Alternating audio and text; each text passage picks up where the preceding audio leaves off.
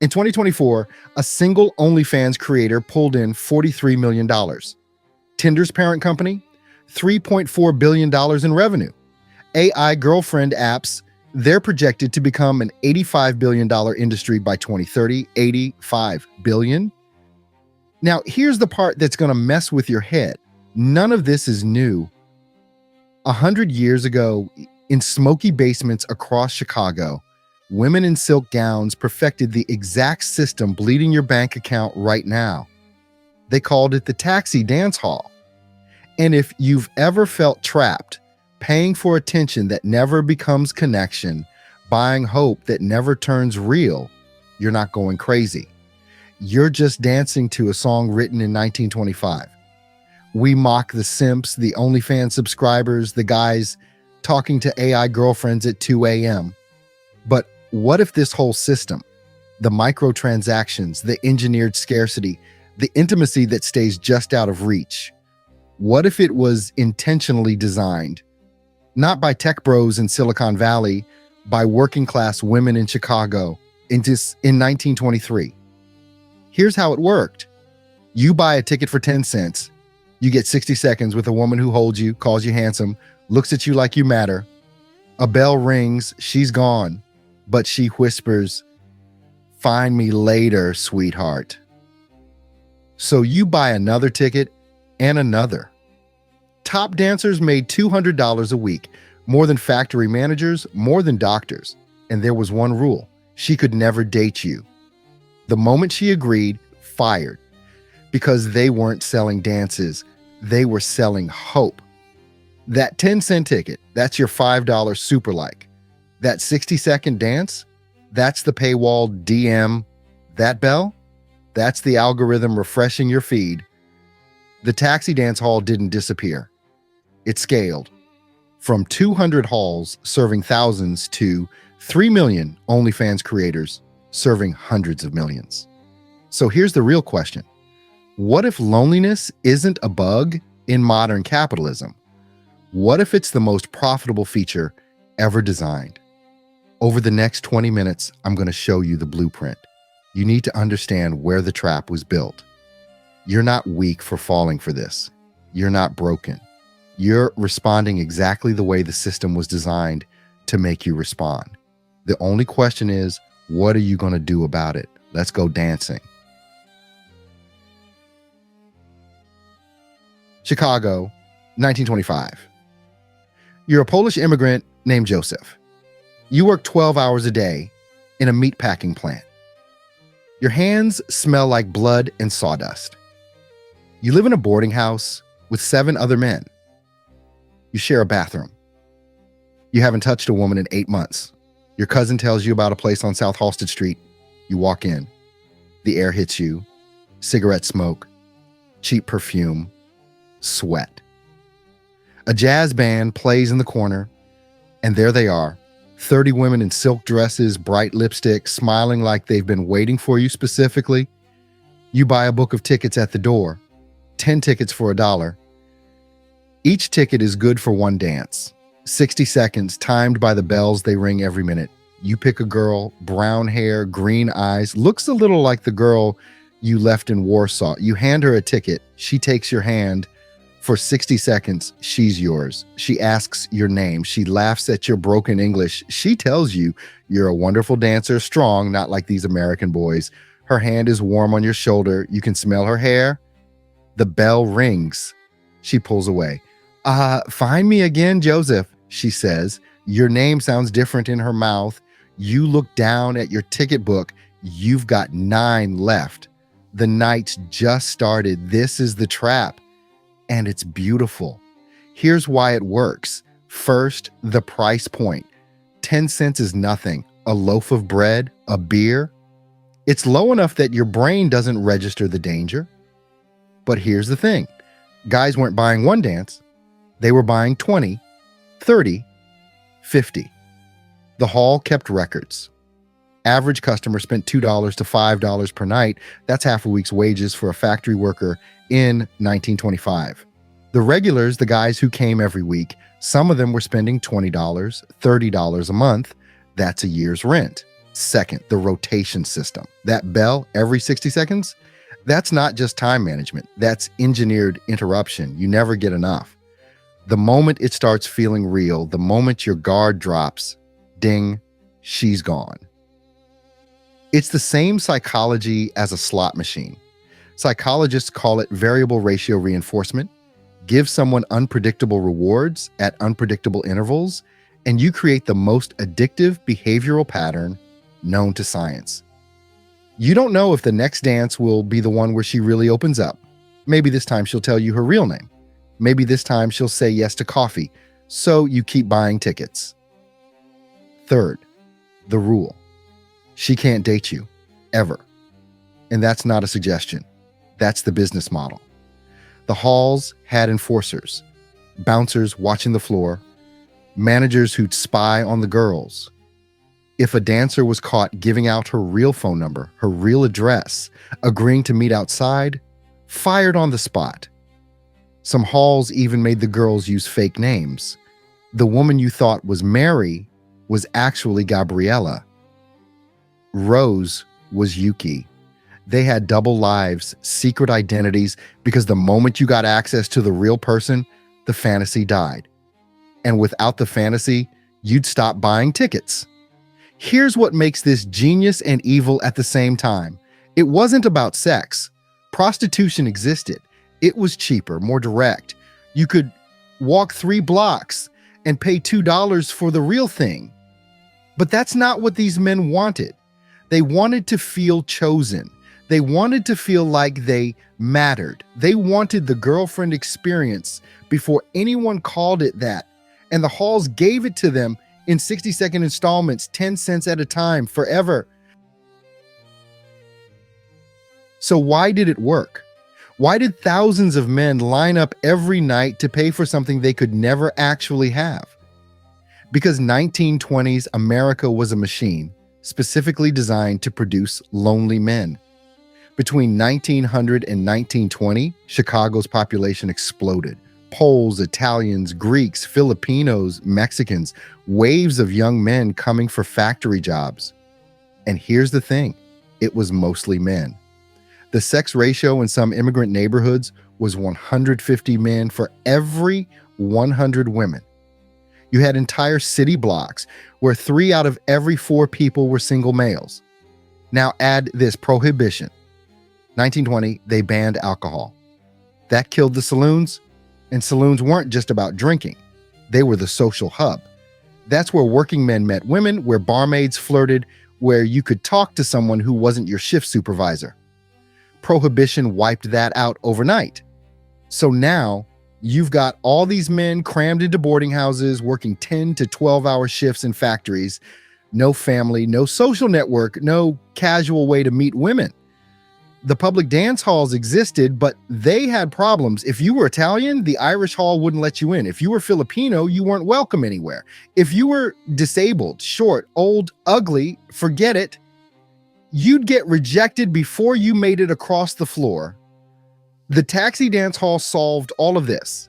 It was the great equalizer. You didn't need to be handsome. You didn't need to speak English well. You didn't need social skills. You just needed 10 cents. A sociologist named Paul Cressy spent 3 years studying these halls. He identified 6 types of men who became regulars. 1, the new immigrant, fresh off the boat, doesn't know anyone, can't get into the respectable places. This was Joseph, our Polish meat packer. 2, the rural transplant, farm boy who moved to the city, overwhelmed, hiding from the judgment of the small town church ladies he grew up with. 3, the physically unappealing, the disabled vet, the short guy, the older man. Men who faced constant rejection everywhere else. 4, the unhappily married. Yeah, married guys came too, trying to remember what it felt like to be young, to be wanted. 5, the slummer, rich guy from the nice part of town, visiting the exotic immigrant neighborhoods for thrills. 6, the fugitive, literally hiding from the law, from debt, from an ex-wife. Anonymity was the point. What they all had in common, touch starvation. The human need for physical contact, affection, the feeling that you matter to someone. And the halls commodified it. 10 cents, 60 seconds, unlimited hope. The perfect product for the loneliness economy. Sound familiar? Because we're living in the same system right now, just scaled up. The boarding houses became studio apartments. The factory shifts became the gig economy. The sex ratio imbalance? Tinder's internal data shows it's even worse. Some cities have 4 male users for every 1 female user. The isolation is the same. The touch starvation is the same. The need to feel chosen is the same. And the solution being sold to you? Exactly. The same. Let's talk about the women, because this is where it gets really interesting. These weren't naive girls stumbling into exploitation. These were professionals. They were running a sophisticated emotional labor operation that would make a modern marketing team jealous. Top dancers made $100 to $200 a week. For context, a factory girl made maybe $15, a waitress $10, a domestic servant $8. Some of these women were making more than doctors. They had a skill and they monetized it ruthlessly. They developed a whole language, a code. They called the customers fish, as in something you catch. A customer who spent a lot was a good fish. A broke guy was a dead one, not worth the time. They had tactics. Making a customer meant performing interest, laughing at bad jokes, pretending to care about his boring factory job, touching his arm just a little longer than necessary. Dead storage was when you'd sit out a dance with a regular, just talking, building the relationship. No ticket punched, but he'd come back the next week and buy 20. Flashing was the aggressive approach, showing a little extra, promising a little more, hooking the impulsive spenders. And they all used fake names, fake backstories. The golden rule: never let him know the real you. Because the real you has problems, gets tired, has a boyfriend, doesn't actually think he's special.